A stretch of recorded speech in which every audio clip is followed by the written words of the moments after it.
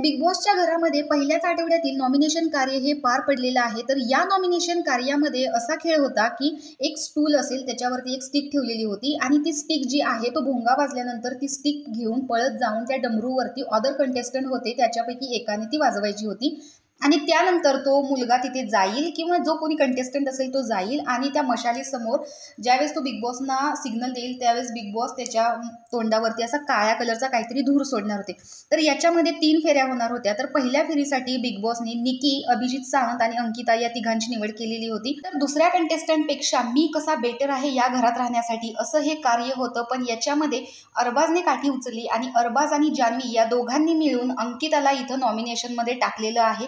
त्यामुळे पहिल्या फेरीमध्ये अंकिता नॉमिनेट झालेली आहे। सेकंड फेरीसाठी बिग बॉसनी योगिता, आर्या आणि जान्हवी या तिघींना समोर बोलवलेलं होतं। ज्यावेळेस भोंगा वाजला त्यावेळेस अरबाजने योगिताला नॉमिनेट केलेलं होतं आणि त्यानंतर ती स्टिक जी आहे ती त्याने वैभवला दिली आणि वैभवने देखील योगितालाच नॉमिनेट केलं। अशा प्रकारे त्यांच्या पूर्ण ग्रुपने मिळून योगिताला नॉमिनेट केलेलं आहे। तिसऱ्या फेरीसाठी बिग बॉसनी वर्षा, घनश्याम आणि अरबाज या तिघांची नावं अनाउन्स केलेली होती। तर यांनी देखील मी कसा योग्य आहे हे दाखवण्याचा पूर्ण प्रयत्न केला। तर पहिल्यांदा भोंगा वाजला त्यावेळेस ती स्टिक वैभवच्या हाती लागली आणि त्याने वर्षाला नॉमिनेट केलं। तर त्यानंतर ती स्टिक त्याने निकीला दिली, तर निकीने देखील वर्षालाच नॉमिनेट केलं। तर अशा प्रकारे तिसऱ्या फेरीमध्ये वर्षा नॉमिनेट झालेली आहे।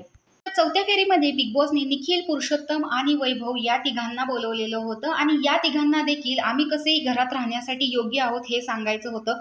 त्यानंतर ती स्टिक जी होती ती अरबाजच्या हाती लागली आणि त्याने मशालीमध्ये तोफ पेटवताना सांगितलं की मी पुरुषोत्तम यांना नॉमिनेट करेन आणि आर्याने देखील पुरुषोत्तम दादा यांनाच नॉमिनेट केलेलं होतं। तर चौथ्या फेरीमध्ये पुरुषोत्तम दादा नॉमिनेट झाली। पाचव्या फेरीसाठी बिग बॉसने एक ट्विस्ट आणला, कारण 4 स्पर्धक राहिलेले होते। त्याच्यामध्ये त्यांनी पॅडी, धनंजय, इरिना आणि सूरज या चौघांना यायला सांगितलं आणि त्याच्यामध्ये 2 सदस्यांना नॉमिनेशनमध्ये टाकण्यात येणार होतं।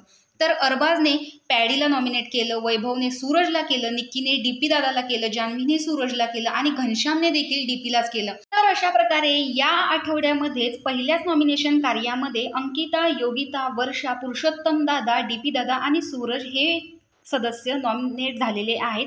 तर तुम्हाला काय वाटतं, हे जे सदस्य आहेत ते नॉमिनेट झालेले आहेत ते योग्य सदस्य आहेत का हे कमेंट बॉक्समध्ये सांगायला विसरू नका। अशाच अपडेटसाठी आपल्या चॅनलला सबस्क्राईब करा। तोपर्यंत बाय बाय।